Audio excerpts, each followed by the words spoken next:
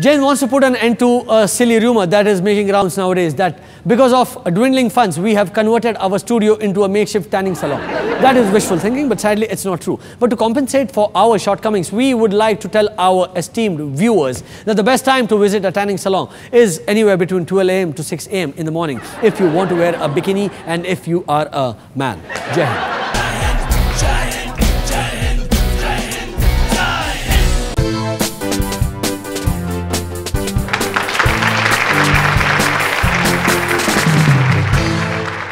Welcome welcome welcome to Jai Hind guys, welcome. कलयुग आ गया है, घोर कलयुग। अब बोलो, श्रीशांत को नो बॉल फेंकने के लिए पैसे दिए गए। अरे तो वैसे ही एक ओवर में बिना पैसे लिए यार नो बॉल दे देता है, यही तो उसका नेचुरल गेम है। इसके लिए बेंचो उसको पैसे दिए। इससे तो घोर कलयुग हो ही नहीं सकता। इसे घोर कलयुग ही कहेंगे ना, क्या कहेंगे। सोचने वाली बात यह है कि मतलब किसी ने एक बार भी नहीं सोचा होगा कि बेचारे श्रीशांत पर कितना दबाव रहा होगा, क्योंकि उसे एक तो अपने कप्तान की उम्मीदों पर भी खरा उतरना था और सट्टेबाजों की उम्मीदों पर भी खरा उतरना था। खैर, ये सब करके श्रीशांत ने ये तो साबित कर ही दिया कि अगर इंसान में इच्छा हो तो उसके लिए लाइफ में दरवाजे कभी बंद नहीं होते। सुनने में आया है कि फिक्स करने के लिए श्रीशांत को 60 लाख मिले। ये सुनकर फौरन गली के बच्चों के भाव भी बढ़ गए। बच्चे भी मोहल्ले में मैच खेलने का, लाख रुपए देगा तो दे, नहीं तो जा मैच। मैच के बाद वो भी तो फिक्सिंग करते हैं। अरे भैया, टूटे हुए खिड़कियों की है आपको क्या?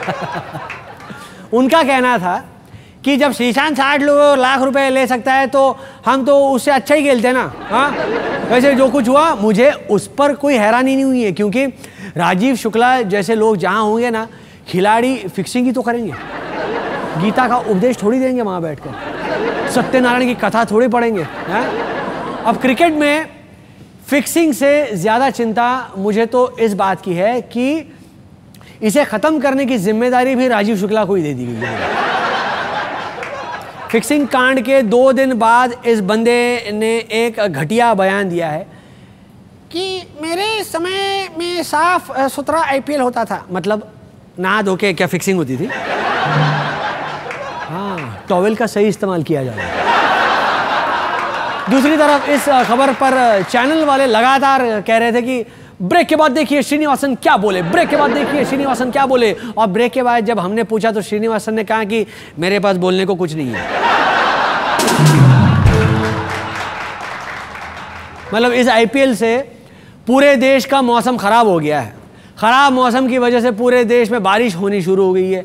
सबसे कमाल की बात तो ये हुई कि आईपीएल की इस घटना से पूरा देश पानी पानी हो गया है। इसके बाद श्रीशांत के रोने से देश में बाढ़ की समस्या उत्पन्न हो गई और उसके बाद उत्तराखंड में जो तबाही हुई आपने तो देखी। वो तो अच्छा हुआ कि बिंदु दारा सिंह सही वक्त पर चुप हो गए, वो ज़्यादा नहीं रोए, नहीं तो देश के कुछ और हिस्सों में बाढ़ आ सकती थी। पर हमें बिंदु पर गर्व है कि उसने अपनी पूरी जिंदगी में पहली बार कुछ तो किया। So what if he did it in drag. देखिए,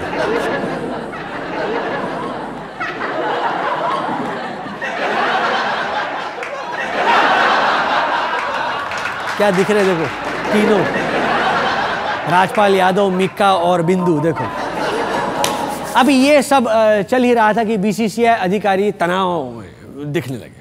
वो सिर्फ इसीलिए कि फिक्सिंग मामले पर मीडिया को बाइट देते समय सभी एक साथ हैरान कैसे दिखेंगे।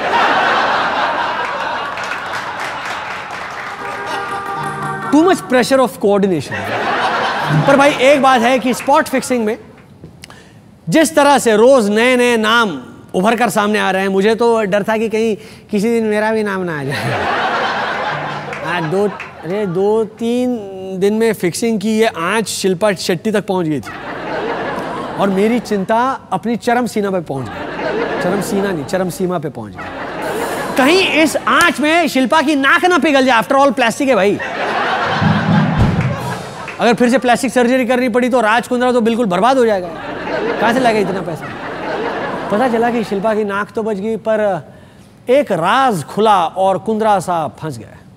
खैर, शिल्पा ने बड़ी आसानी से सब एक्सप्लेन कर दिया। कहा कि मैं शेट्टी हूँ और मैंने बाजीगर में काम किया। राज ने मुझसे शादी करके शेट्टी बाजी की है। I wanted to be funny, you know, सट्टेबाजी, शेट्टीबाजी। अगले आईपीएल में प्लेयर्स के लिए सबसे बड़ी मुसीबत ये हो गई है कि अगर अब कोई भी प्लेयर गलती से अपना पिछवाड़ा भी खुजाएगा तो उसे फिक्सिंग का संकेत समझा जा सकता है। इसीलिए प्लेयर्स खुजाने से पहले 10 बार सोचे, या तो एक दूसरे को बोले अरे थोड़ी खुजा तू, नहीं तो लेने के देने पड़ जाएंगे। वैसे देखा जाए तो कुल मिलाकर बात यह है कि जिस वक्त हम लोग मैच देखते हुए लाइव ट्वीटिंग करके खिलाड़ियों को घटिया बता रहे होते हैं ना, उसी वक्त वो हमें चूतिया बना रहे होते हैं। इसीलिए भैया अब ट्वीटिंग पर नहीं, प्लेयर्स पर ध्यान रखिए। हाँ, कहीं कोई और न चूतिया बना दे हमें। जिस टूर्नामेंट की शुरुआत ही खिलाड़ियों की मंडी लगाकर उसकी खरीद फरोख्त से शुरू होती है, फिक्सिंग वहां नहीं तो क्या कबड्डी खो खो में होगी? राजीव शुक्ला, हाँ, how about fixing हुतुतु?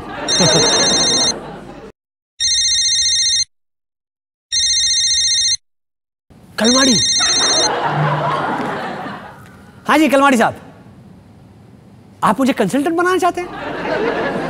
Oh, you want to know how to fix kabaddi, kho-kho and gymnastics? Are you kidding? 50 crores more than Ravi Shastri gets for IPL? Swimming? पानी के नीचे भी फिक्सिंग करूंगा sir, of course. Done done done. 50 crore और देंगे तो मैं show के बीच में तौलिया भी उतार दूंगा सर। बोलिए और कुछ। कलमाड़ी कह रहे हैं that's the spirit my boy, that's the spirit of the game. Okay okay sir, okay okay. हाँ, बजाओ भाई, मैंने अपना फ्यूचर सिक्योर कर लिया। रादर मैं सिक्योर करके आता हूँ। नहीं क्या, अरे भाई ये लाइन किसी इंश्योरेंस कंपनी ने स्पॉन्सर नहीं की है भाई, कमाल कर रहे हैं। बजाओ भाई बजाओ।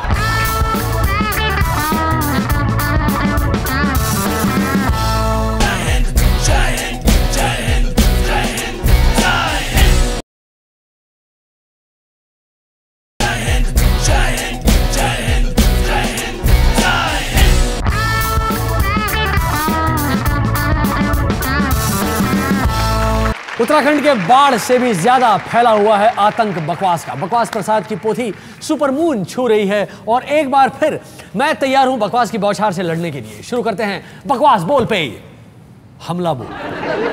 आपदा के 8 दिनों बाद राहुल गांधी उत्तराखंड पहुंचे। लो जी, एक आपदा से उत्तराखंड के लोग अभी बचने की कोशिश कर ही रहे थे कि ये दूसरी भी आ गई, एक साथ दो आपदा। कांग्रेस ने कहा कि राहुल गांधी अपनी नजरों से उत्तराखंड के हालात का जायजा लेना चाहते थे। हाँ, वो जानना चाहते हैं कि अगर और 5 साल उनकी सरकार टिक गई तो देश में बदहाली का कैसा दृश्य होगा। उत्तराखंड में वीआईपी के जाने पर रोक होने के बावजूद राहुल उत्तराखंड गए। इस पर मनीष तिवारी ने कहा कि हमारी नजरों में तो वीआईपी वो है जो चुनाव जीतता है, राहुल तो चुनाव हारते हैं।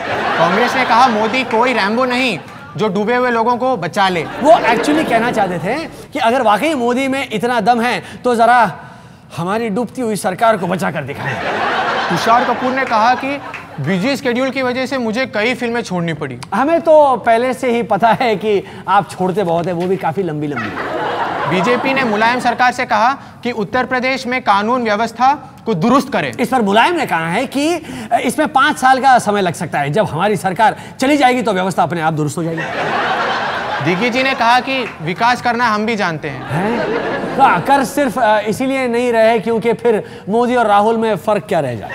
ये राजा ने कहा कि पीएम उनके हर निर्णय में साथ थे। हाँ, वो तो पिछले 9 सालों से पीएम सबके निर्णय के साथ में ही होते हैं, जब कोई निर्णय अपना होता ही कहाँ है। डाक विभाग ने टेलीग्राम सेवा बंद कर दी। वो इसीलिए क्योंकि सरकार कोई भी घोटाला किलो में करती है, ग्राम में नहीं।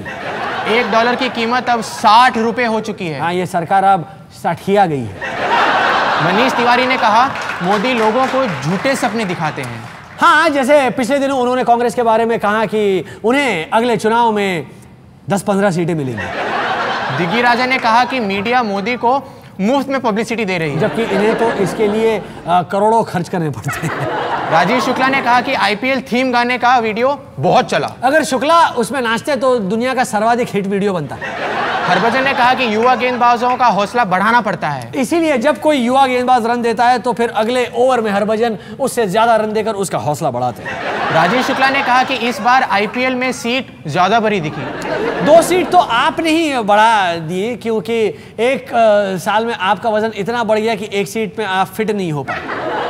रितेश देशमुख एक डांस शो के जज बने। देखकर तो मुझे लगता है कि मैं भी किसी दिन इस देश का पंतप्रधान बन जाऊं तो कोई आश्चर्य की बात नहीं है। राजनाथ ने आडवाणी को मना किया और फिर मना लिया। असल में आडवाणी जी को ये एहसास हो गया कि उनकी उम्र तो बच्चों के साथ खेलने की है और वो हैं कि बीजेपी की इज्जत के साथ खेल रहे हैं। चैंपियंस ट्रॉफी में पाकिस्तान ने किया निराश। मेरी माने तो कोच को छोड़िए, धमाका करना है तो आतंकवादियों से ट्रेनिंग करवाएं। मनीष तिवारी ने कहा कि बीजेपी में हर कोई प्रधानमंत्री बनना चाहता है, पर मनमोहन सिंह कोई नहीं बनना चाहता। मोदी ने कहा कि आडवाणी जी करोड़ों कार्यकर्ताओं को निराश नहीं करेंगे, पर आडवाणी जी ने निराश कर दिया इस्तीफा वापस लेकर। बस बस बस, क्या हो गया? अब रहम कीजो, अगले जन्म मुझे चूतिया ही कीजो, ताकि ये बकवास मुझे अमृत लगे। तथास्तु बालक, तथास्तु। आगे है आम आदमी और गाली। तब तक के लिए बजाओ ये।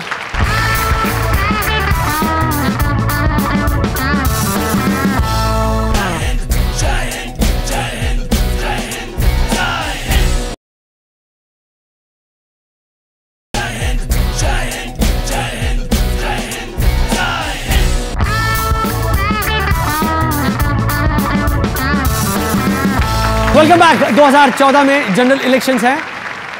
फेकू versus Pappu is the theme and whoever wins India will be the loser। और ये बात आम आदमी ने हमें 2009 में ही बता दी थी। Yes, long before Kejriwal made a political party out of our Mango Man. Here he is in Jai Hind Classics. Check this out.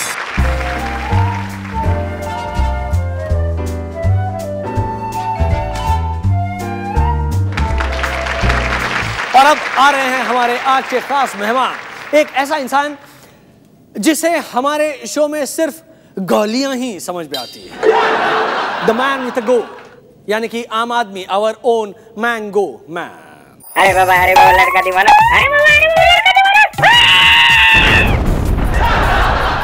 आम आदमी एक ऐसा जादुई शब्द जिसके आगे पीछे आप कुछ भी लगा दो और अपनी मांग ऊपर तक पहुंचा दो। कहां वो सेल्फिश शाहजहां जिसने अपनी बीवी के लिए ताजमहल बनाया था? हमारी सरकार आम आदमी के लिए छोटी छोटी चीजें बनाने में 20-20 साल लेती है ना? स्पेशल भैया, फ्लाईओवर हो या वो सड़क हो, सरकार चाहती है कि आम आदमी को हमेशा हर चीज ताजमहल के स्पीड में मिले। दुनिया भर के लिए चावल 40 रुपए किलो है, लेकिन आम आदमी के लिए सिर्फ 2 रुपए। बिजली के भाव दिन ब दिन बढ़ते जा रहे हैं, लेकिन आम आदमी के लिए बिजली बिल्कुल मुफ्त, फ्री। ऐसा सिर्फ हमारे देश में ही होता है। बड़े बड़े नेता इलेक्शन के दिन घर पर गाड़ी भिजवाते हैं, पर्सनली फोन करते हैं और हमारी आम जनता में से सिर्फ 40% वोट देने जाती है। बाकी के 60% घर पर बैठकर पकौड़े खाते हैं, इलेक्शन के रिजल्ट देखते हैं। और कुछ लोग इलेक्शन के दिन देश का पॉपुलेशन बढ़ाते हैं। तो आम आदमी चाहता है कि आम आदमी की ये ठाट बाट आगे की पीढ़ियों में भी चलती रहे। हाँ, सिर्फ इस देश में आम आदमी किंग है। तो आइए मिलते हैं हमारे महान देश के शहंशाह आम आदमी से। Please welcome our mango man, मतलब आम आदमी।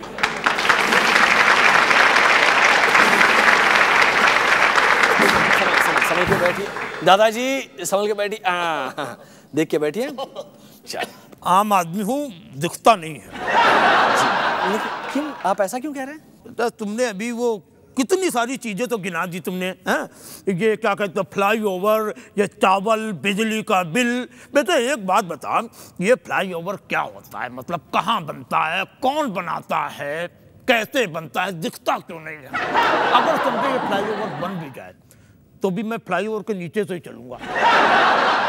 अब फ्लाईओवर के ओवर क्या है मैंने तो देखा नहीं आज तक। और रही बात चावल की जी, तो दुनिया में तो चावल 40 रुपए किलो मिलता है और आम आदमी को 2 रुपए किलो चावल ये किधर मिलता है, आज तक तो मैंने देखा नहीं। और रही बात बिजली, वो भी फ्री है। आज तक मैंने बिजली नहीं देखी, अब कुछ सालों से मैंने बिजली का बिल देखना शुरू किया है। हमेशा सरकार तरह तरह के बिल हमारे नाम पे फाड़ती रहती है, फाड़ती रहती है। बेटा समझ में नहीं आता है कि ये बिल फाड़ रही है कि आम आदमी की गांड फाड़ रही है।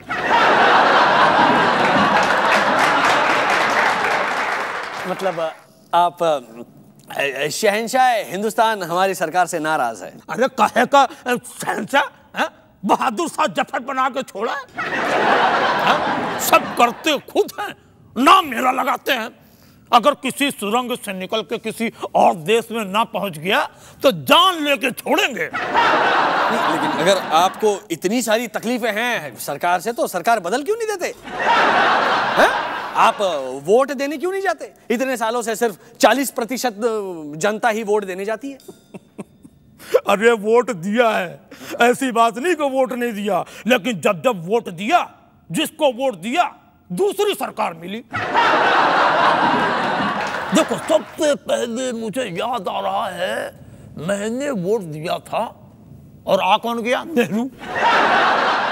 फिर मैंने सालों तक वोट ही नहीं दिया, फिर मैंने कहा चलो वोट देता हूं, फिर वोट दिया, इंदिरा गांधी आ गई। फिर तो मेरा मूड ही खराब हो गया। 12 साल बाद फिर मैंने वोट दिया, फिर राजीव गांधी आ गया। मेरा तो मूड इतना खराब हो गया, हमने कहा देना ही नहीं है। लेकिन फिर मूड है कि मानता नहीं, 12-14 साल फिर दिया, पार्टी बदल दी, सोनिया गांधी के हाथ पे मुहर लगाई। लेकिन देखता हूं क्या एक सरदार आ गया। फिर तो मैंने गांठ बांध दी कि अब वोट डालना ही नहीं है। लेकिन फिर इलेक्शन आया, जागो रे जागो, जागो रे जागो, जागो रे जागो। सालों ने चाय तक नहीं पीने दिया चैन से बहन चोद ने। फिर वोट डाला मैंने, फिर तो सरदार आ गया। दादाजी वो सब एक ही पार्टी के हैं। हैं? एक ही पार्टी के और भी तो क्या, सब मतलब सेम टू सेम है। अरे तो साले ये चूतिया क्यों बनाते हैं, चुनाव क्यों करवाते हैं ये? अरे 32 साल से मैं वोट डाल रहा था गांधी के खिलाफ, लेकिन मिल रहा था गांधी गांधी गांधी गांधी। अब मैं पिछले कुछ सालों से गांधी के लिए वोट डाल रहा हूं, गांधी मिले, लेकिन मिल रहा है सरदार सरदार। तो मतलब बीजेपी की तरह आपको भी ईवीएम पर शक है? ईवीएम? हाँ। बेटा ये भी कोई पार्टी है क्या? सीपीएम की तरह। सीपीएम वाले वो तो साले बड़े नालायक हैं, कहते हैं कि लड़ो, सरकार बदलो, नहीं तो बंदूक उठा लो। अरे बंदूक उठाने से साले सरकार बदलती है क्या? सरकार कोई बदलने वाली चीज है? अरे हिमालय पिघल जाएगा, लेकिन सरकार नहीं बदलती। Oh, look, he is aware about global warming. चलो बेटा मैं चलता हूँ। अरे तुम्हारे शो का नाम जय हिंद सुनकर के मैं चला आया था, लेकिन तुम हमारे साथ टाइम पास कर रहे हो, फालतू बात कर रहे हो। तुम्हारे जैसे ही एक आदमी और था तो तुमसे पहले शो करता था, जो नेताओं को गालियां देता था, एक दिन वो भी इलेक्शन में खड़ा हो गया, हार गया। ऐसे तुम भी इलेक्शन हारोगे। क्यों हारोगे पता है? क्योंकि मैं तुम्हें वोट दूंगा। क्योंकि मैं जिसको वोट देता हूँ वो जरूर हारता है। नहीं, लेकिन अंकल मैं इलेक्शन नहीं लड़ूंगा, मैं यहीं पे हूँ। मैं इलेक्शन से बहुत डरता हूँ। इलेक्शन से डरते हो? लेकिन बेटा ऐसा है कि हमारे पास तो नेताओं ने इतना काम दे रखा है, इतना बिजी कर रखा है, यहाँ धक्का खाओ, इधर लाइन लगाओ, ये बिल जमा करो, रोटी खानी है तो पैसे कमाओ, सारा दिन गधा मजदूरी की तरह। देखो भाई, आम आदमी के पास इंटरव्यू देने के लिए टाइम ही नहीं है। एक काम करिए, किसी नेताओं को चुन के लाओ, उसका इंटरव्यू लो। इनके सालों के पास बहुत टाइम होता है। इसी टाइम में ये साले प्लान बनाते हैं कि 5 साल कैसे पब्लिक की करनी है। संभल के गई है दादाजी। अरे इस वीडियो से 2 बातें बिल्कुल साफ होती। एक, पिछले इलेक्शन से अब तक आम आदमी का फ्रस्ट्रेशन और बढ़ गया है, और नंबर 2, पिछले इलेक्शन से अब तक मेरा वजन रुपए के भाव से भी ज्यादा तेज घटा है। ब्रेक के बाद Jai Hind helpline. I am sexy, I am slim and I will bloody well tell you what to do. बजाओ।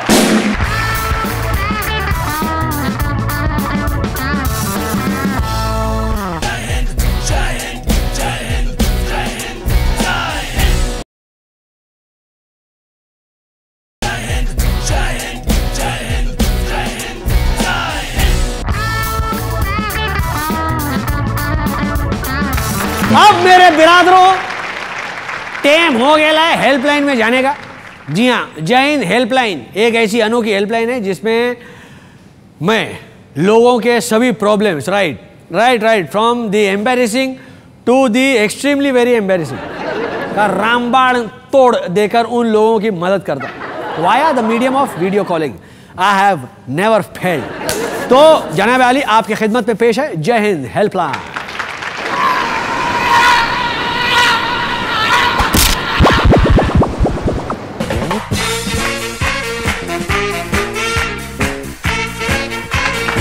Okay, let's go to our first video caller. Hello? Oh! Hello, Sumeet. Oh God! It's an alien! अरे I'm not talking about illegal aliens in India from Bangladesh, Pakistan, Nepal और श्रीलंका यार। ये एक original alien species है जिसने इतिहास में पहली बार मैनकाइंड को जय हिंद हेल्पलाइन के जरिए से कांटेक्ट किया है। Yeah, I know. By the way, मेरा नाम जुहू बोलो तारारारा है और मैं प्लैनेट पास्ता पिज्जा से आई हूँ। Pasta pizza? वैसे आपका ये ड्रेस देखकर मैं अज्यूम करता हूँ कि आप एक औरत हो। औरत? Correct. तो बताइए, जू बोलो तारारारा। ओ बोलो तारारा। जय हिंद हेल्पलाइन आपकी क्या मदद कर सकता है, बोलिए। Well, सुमीत, मैं एक नर्स हूँ और यहाँ धरती पर पास्ता पिज्जा प्लैनेट से डॉक्टर्स की टीम के साथ आई हूँ। मैं हमारी स्पेसशिप में अबडक्ट और अपहरण किए गए लोगों का ख्याल रखती हूँ। ऐसे ही पेशेंट्स का ख्याल रखते हुए मुझे मेरे एक हैंडसम दिखने वाले ह्यूमन पेशेंट से प्यार हो गया। And I'm feeling guilty about it. क्यों गिल्टी क्यों? मैं शादीशुदा हूँ ना। मेरे पति पास्ता पिज्जा में एक भंगार की दुकान पर सीनियर कबाड़ी का काम करते हैं। सीनियर कबाड़ी? Yeah, it's the highest paying job on my planet. But see, this long distance relationship is killing me. और अब मुझे एक हैंडसम इंसानी पेशेंट से बेतहाशा मोहब्बत हो गई है। What should I do, Sumeet? I'm so confused. ओ, ये तो एक क्लासिक इंटरगैलेक्टिक लव ट्रायंगल का केस है। जू बोलो तारारारा। मेरी मानो तुम अपने पति और हैंडसम इंसान इन दोनों को छोड़ दो। क्या? दोनों को छोड़ दूं? हाँ बिल्कुल, तुम दोनों को छोड़कर राहुल गांधी को अपनी स्पेसशिप में अबडक्ट करो। उसे पटाकर उसे शादी कर लो। His family completely identifies and supports aliens like you. Are you mad? मुझे लगा था कि तुम मेरी प्रॉब्लम सॉल्व करोगे। तो सॉल्व ही तो कर रहा था। राहुल गांधी से शादी करा के? हाँ। मैं जिंदगी भर पद यात्रा नहीं करना चाहती। Thanks, but no thanks, Sumeet. मुझे अब 100% यकीन हो गया है कि मेरा वो हैंडसम पेशेंट भी तुम्हारी तरह बेवकूफ होगा। मेरा कबाड़ी पति ही सबसे अच्छा है। I'm coming home, baby. बाहर में जाए तुम्हारे ये स्टूपिड प्लैनेट और बाहर में जाए तुम्हारी ये चूतिया helpline. Sayonara, Sumit. Baby.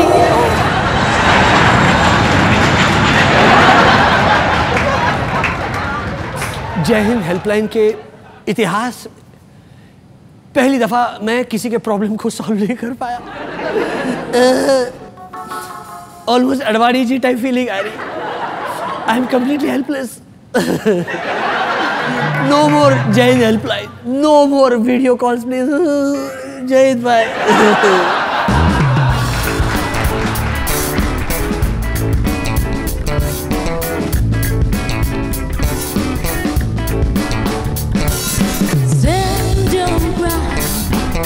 Stand your ground when you can't see the ground you stand upon.